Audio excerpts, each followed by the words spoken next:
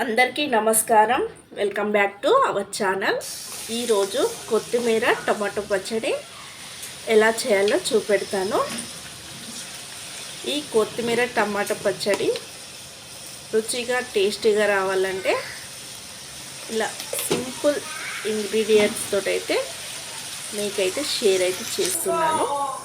ముందుగా కావాల్సిన ingredients note చేసుకోండి. కొత్తిమీర, పచ్చిమిర్చి, టమాటాలు, కొంచెం అంత పుదీనా. సింపుల్ ఇంగ్రీడియంట్స్ అండి. ముందుగా స్టవ్ మీద కడాయిలో 1 స్పూన్ నూనె వేసి కాగిన తర్వాత చాలా సన్నగా తరిపిన అరకప్పు కొత్తిమీర తీసుకొని 1 నిమిషం పాటు వేయించుకోవాలి. పుదీనా కూడా వేయాలండి. సాధారణంగా మనం ఏ పచ్చడి చేసినా ధనియాలు, జీలకర్ర లాంటివి వేస్తూ ఉంటాం. అయితే ఈ పచ్చడికి అలాంటివి ఏమి వేయకుండానే టేస్ట్ బాగుంటుంది. ఇది మరి ఓవర్గా వేయించకుండా ఈ మాత్రం వేగిన తర్వాత ఒక గిన్నెలోకి తీసి పక్కన పెట్టుకోవాలి.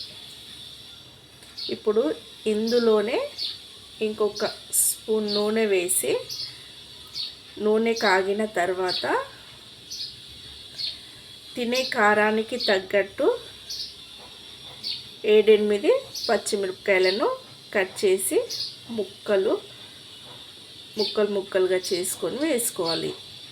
పచ్చిమిరపకాయలు కొంచెం కారం తక్కువే ఉంటాయి కాబట్టి నేను కొంచెం ఎక్కువ క్వాంటిటీతో వేశాను.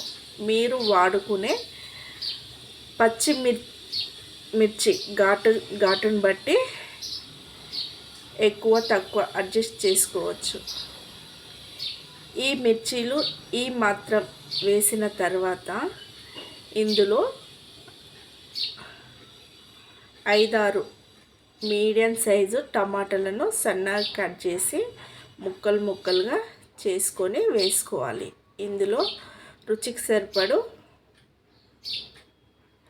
సాల్ట్ వేసుకోవచ్చండి. కొంచెం పసుపు వేసి ఉడికించుకోవాలి.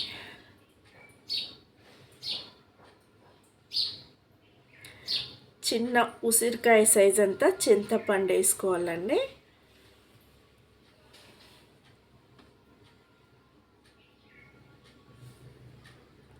టమాటా, పచ్చిమిర్చి ఉడికిన తర్వాతకి స్టవ్ ఆఫ్ చేసి చల్లారించుకోవాలి. చల్లారిన తర్వాతకి కొంచెం అంత చింతపండు వేసుకొని 5-6 వెల్లుల్లి రెబ్బలు వేసుకొని ఇంకా మనము ఉడికించి పక్కకు పెట్టుకున్న చల్లారిన పచ్చిమిర్చి, టమాటాను వేసుకొని రుచికి సరిపడు ఉప్పు అయితే వేసుకోవాలి.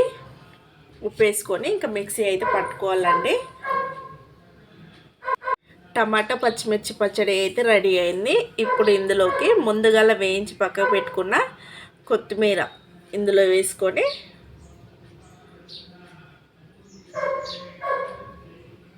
ఒక పల్స్ ఇస్తే సరిపోతుందండి. బాగా మెత్తగా పట్టాల్సిన అవసరం లేదు. చూడండి, ఇలా అక్కడక్కడ కొత్తిమీర కనబడుతూ ఉండాలి. అప్పుడు మనకు